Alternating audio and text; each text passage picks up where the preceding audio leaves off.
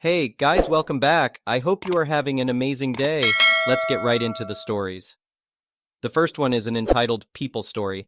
I never thought I'd have a sworn enemy, especially not at my fairly mundane office job. But that all changed when Karen got hired as our new in-house counsel. From day one, she carried herself like she owned the place, acting all high and mighty just because she had a law degree. The first time we met, I tried being friendly and introduced myself. Her response? A curt nod and an uppity charmed before walking away. Well, excuse me for trying to be collegial. Still, I brushed it off as her just having a bad first day. Oh, how wrong I was. Over the next few weeks, Karen constantly complained about having to work in our drab office rather than some fancy law firm. She acted like making copies and drafting basic contracts was beneath someone of her caliber. Give me a break, lady. We all have to start somewhere. But the absolute worst was how condescending she was any time I asked a work-related question. I swear her eyes would roll so far back in her skull I thought they'd get stuck. Things escalated when I accidentally missed a deadline for some compliance forms. It was a simple oversight on my part, and I owned up to it fully. But Karen saw it as an opportunity to flex her legal expertise and dramatically announced she'd handle the problem herself so it wouldn't happen again. She then proceeded to gather the entire office for an absurd training seminar on proper protocols and procedures. Never mind that most employees had been working there far longer than her. We just smiled and nodded through the nonsense. Well, everyone except me. When she specifically called me out as an example of what not to do, I finally snapped. Not my finest moment, but I bluntly told her that mistakes happen, and her little power trip wasn't helping anyone. You could hear a pin drop after my outburst. Karen's face turned beet red, and I swear there was steam coming out of her ears.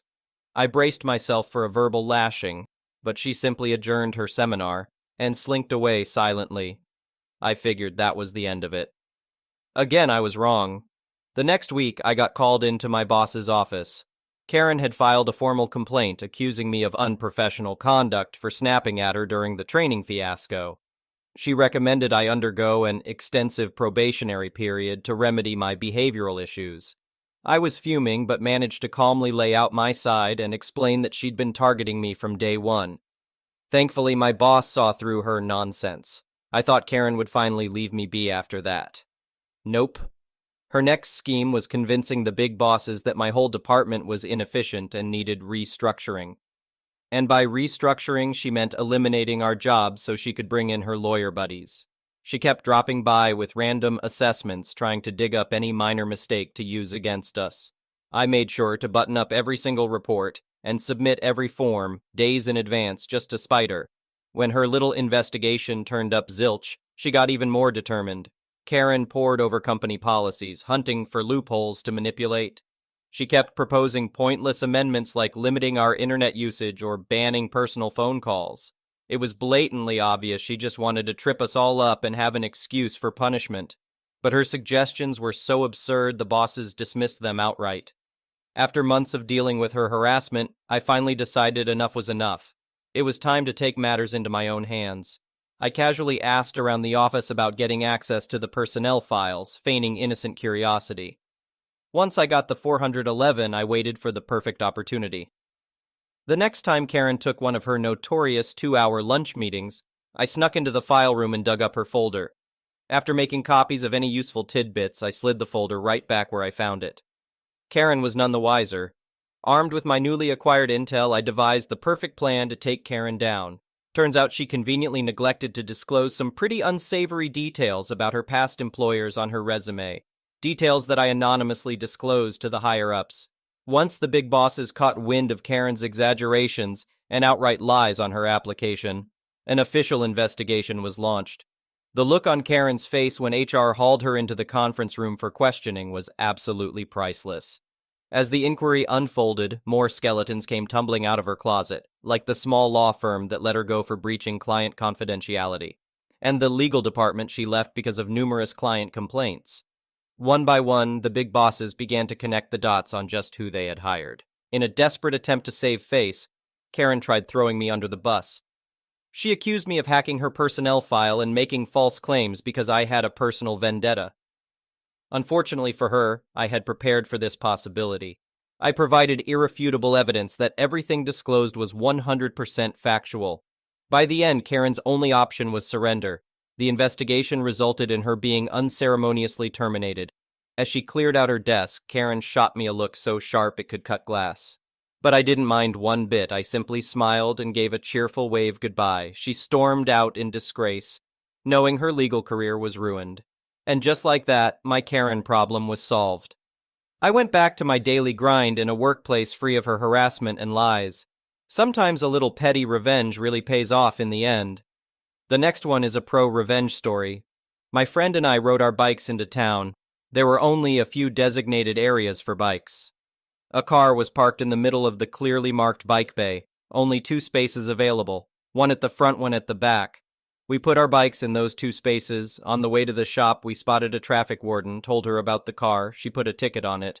10 minutes later, we returned to our bikes. The driver is waiting by her car. She starts yelling at us about how petty we were for blocking her in. We ignore her. I say to my friend, "I'm thirsty, I need a coffee." As we're talking, she's still ranting. Traffic warden #2 writes her a ticket. We go off for a coffee. 20 minutes later, again we return to our bikes. By now she is red in the face, angry. She starts screaming in our faces about how she could just run over our bikes. My friend is only 5'5" and started talking to her calmly. "That would be a mistake. If anything happens to our bikes, we would know it was you. You've already got 2 tickets. She cut him off. She rang the police, claiming that 2 big bikers were threatening her a lone female. The police arrived within minutes, and in numbers. They separated us, heard our version of events. The truth, the police believed us. One of the police officers spoke to us by loud enough for her to hear. "You lads have had some stress. I don't want either of you riding your bikes. Go for a walk, grab a coffee." Meanwhile, another police officer is giving her a ticket. 40 minutes later, we returned to our bikes just in time to see traffic warden #2 issuing another ticket. No idea where she was. Only went to town to buy some paint. Meant to be only 5 minutes. She ended up with 4 fixed penalty tickets.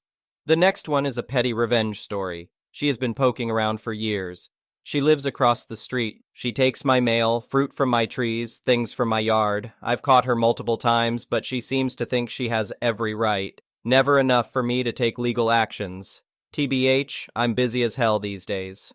One day she was by my mailbox with her dog in her pajamas, reading a letter from my bank regarding my small car loan. Just standing there, reading, glasses on, cigarette in hand, reading it. I confronted her and said opening people's mail is a crime. "Not like you have the money to fight it, ha ha ha." I thought, fine, you want to read someone's mail? I'll give you enough of your own to read. There's a religious organization nearby. Not sure if they're a cult or a legit organized religion. They leave notes and knock on doors, that type of thing. I'm always kind enough to them, so I get their propaganda in the mailbox every now and again. I used a VPN to go to their website. They had some type of questionnaire application thing. I used a fake email address, fake name, but her address. It also wanted a phone number. Her dog comes and craps on my lawn every evening. One night, I saw him out there, gave him an unsuspecting pat, and took a photo of the tag on his collar. Scurried back home and redid the application with her address and phone number. I see them come by 4 times a week to her house now, random times. Sometimes 7 a.m., sometimes 8 p.m., most weekends, knocking, leaving massive packs of papers and crap in her mailbox on her porch. I just know they're most likely calling her constantly, too. "There you go, nosy neighbor. Lots of important scripture to read and keep you busy. Enjoy." The next one is a malicious compliance story. About 10 or so years ago, I went to a concert an hour away from me in Indianapolis. Decided to make a day of it, going to several museums and spots around the city. Each time paying for parking in a garage for 2 or so hours, then going to meander around the area. Finally, I go park close to the venue and paid for parking until the time it was free. Total, I probably paid $50 for parking throughout the day. Enjoyed the concert, but come back to a parking ticket on my car. I think, this is odd, but I am tired and chalk it up to a mistake. But I decide to take photos of my parking spot. Both spots on either side were taken, and all the signage, and head home for the evening, figuring I would sort it in the morning. The next morning, I review the ticket, the photo of my spot, and my parking receipt. The ticket did not line up to the spot my car was located in, and my receipt shows that I had valid parking at the time of the ticket. So I submit an appeal, thinking this will be easy. It's obvious that a mistake was made. The appeal was denied. The ticket was for the spot that was not paid for, ergo it stood. I called the office, and the lady said they did not make a mistake as my receipt showed that I paid for spot X1 and the ticket was for spot X. I asked about the photo proof that my car was in spot X1. She said, well, you could have moved the car. Note that the parking receipt included my license plate number and everything. Think Park Mobile-like system. I noted that there were cars in spots on either side of me and that the entire street was full because of the concert. And honestly, I don't think they bothered to look at the photo. Even had that not been the case, I had proof that that license plate had a paid parking spot. No matter what, no dice. I am feeling petty over this $25 parking ticket at this point. So I called Visa and asked if I could retract the amount I paid for the time that I had parked since it didn't count. I submitted all the evidence and documentation to Visa. Visa, in what was the greatest thing Visa has ever done, IMO, they agreed that if my parking receipt and transaction number wasn't proof I had paid for parking, then clearly I had paid for a service I did not receive. And they extended my initial request of canceling the one transaction to include all the parking spots I had paid for through the system that day, valued at more than the parking ticket. Then they filed a formal complaint on my behalf with a letter explaining why they were refunding me. I would not have been nearly as satisfying if I had not spent the entire day playing tourist in the city and racking up a large parking bill all with the same vendor. The next one is an entitled people story. This morning I was out mowing my lawn. I happened to be wearing a ratty t-shirt that had a logo from a video game that I enjoy playing. We live in a very small town in northern Wisconsin. Everyone just kind of minds their own business, so we have never had much interaction with any of our neighbors, which is fine with us. One of the houses that is next to ours is a rental property that the owners converted into a duplex. The bottom half is empty, and there are 2 adults, M and F, that live in the upper unit with 2 kids. I have never spoken to the parents as they have never made an attempt to even give the neighbor wave when we see the adults outside. However, this morning, the mom starts walking over towards me, so I stop the lawnmower and say good morning. She comments about how we have such a big house. I tell her it is because we like having lots of pets, 4 cats and 2 dogs, and that we usually adopt the animals that have medical issues since I am a nurse and my niece is a vet. We make a little more chit-chat and go about finishing mowing the lawn. I go inside to do some other chores and I hear a knock on the door. I check the cameras and there are 2 kids standing at my door. I make it a policy that I do not interact with children that do not have a parent with them, especially because I am a gay man and with the current political state, to me, it is better safe than sorry. So I ignore the knocks and continue with my chores. A few minutes go by and the woman I spoke to earlier in the yard is standing there, so I open the door. She's upset that I ignored her children when they came over as they wanted to play with our pets. I told her that I would never allow children in my house that did not have a parent with them, and that our pets were not play toys for her children. So then she asked if they could play video games since I must be a gamer because of the shirt I had on. I reiterated that I would never allow children who do not have an adult with them in our home. She then starts going on about she needs some alone time because her boyfriend left her and she is the only one on the lease because he has bad credit and she cannot afford her rent and she just needs some time to herself. I apologize that she is having a rough time, but that my husband and I would not be willing to entertain her children for her. She looked perplexed for a bit and I was curious as to what confused her, and then she said something that made me lose it in a major way. She said, "Gross, why do fags have to be my neighbors?" I replied, "Look here, you nasty cunt, you will never say that to me or my husband again. You need to leave right now." And I slammed the door in her face. She kept pounding on our door, screaming all kinds of slurs and obscenities. Because we have had some issues with kids destroying property, we have cameras all over the outside of our house. So I turned on the alarm on all of them. She got the message then and left. Like WT actual F. I have never been so glad to have cameras everywhere outside. The next one is an entitled parent story. I, 32F, was in a major car accident in January of 2021. Ironically, I had been taking my boyfriend, 36M, to the ER because he had bleeding ulcers and ended up getting admitted to the hospital that night. This was still when they were enforcing COVID rules, so I was booted out of the hospital at about 0300 in the morning. When I left, it was snowing, and not thinking hopped on the freeway, which wasn't a good idea. I had been driving a lifted Jeep Cherokee with mud terrain tires, not the best ever for snowstorm driving. Getting off the freeway to go home, my brakes locked up and I went into a light pole head first at about 60 miles per hour. My Jeep did not have airbags. That was dumb. Needless to say, my car was totaled and I had to be extracted from the car by the fire department. This whole time I had been blacking out and losing consciousness, and I still get random flashes of I don't have all my memories from that night or several months after the accident. I got sent to the nearest trauma center, which was the same hospital I had just left. The nurses felt pretty bad about kicking me out. I ended up with a moderate to severe TBI, broken under my left eye, hairline fractures on my skull on the left side, bruising behind my ears, and black eyes. I had also cut open the inside of my mouth, had multiple lacerations all over my face. I broke my driver's side window with my face. Broke and bruised some ribs. Had hairline fractures in my spine. Broke my right wrist, my right knee, and my left foot, which required 2 surgeries, and I still need approximately 3 more. Needless to say, I was not doing great.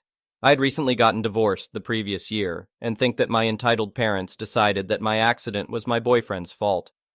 I had to stay in the hospital for a total of 12 days, in which case the mild family drama exploded into a severe family inferno. As I got closer to being released, all I had wanted to do was go home to my boyfriend and our kids. He had 2 previously, and I had 1. My entitled mother decided that wasn't what she wanted.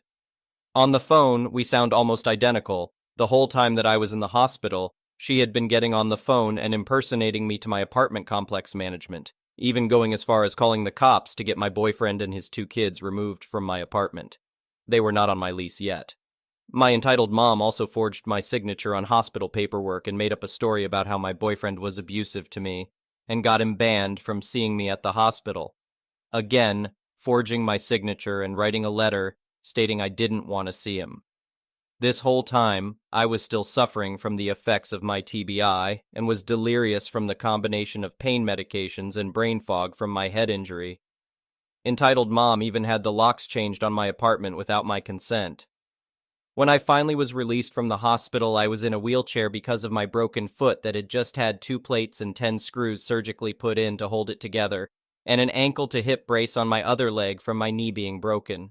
I requested to go home to my apartment, but again entitled mom played it that I couldn't go home because I had a 2nd-story apartment and couldn't take care of myself. So I got sent to stay at my parents' house against my will, an hour away from home because entitled mom wanted to make sure that I wasn't going to let my boyfriend come back to my apartment. I spent almost a whole miserable month there. Entitled mom refused to take me home even after I got crutches and was able to bear some weight. Initially, they refused to even go get my crutches from town because they didn't want me to have more mobility. Eventually, it got to the point where I had a friend come and pick me up from EM's house so I could go home because they kept refusing to let me go. As I gained clarity in my mind and was taken off the intense pain medication, I was able to start rectifying the situations that entitled mom made a huge mess of in my life, but I'm still trying to recover in some areas. I didn't find out until much later when medical bills started coming in that entitled mom had called my boyfriend's health insurance company, impersonating me, and had me removed from his insurance.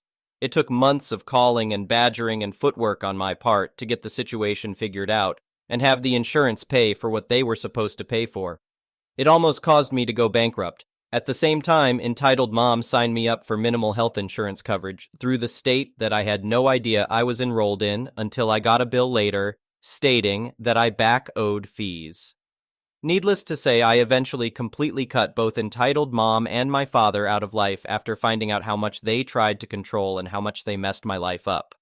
I ended up getting protection orders after they tried to break into my house, stalked me, and sent family and friends over to harass me. This whole incident was the straw that broke the camel's back. There was quite a bit of retaliation on their side that threw my life into a total tailspin ever since, but I'm sticking to my guns and not backing down. Thank you for watching. I would really appreciate it if you could like the video and subscribe to our channel if you haven't already. We'll see you.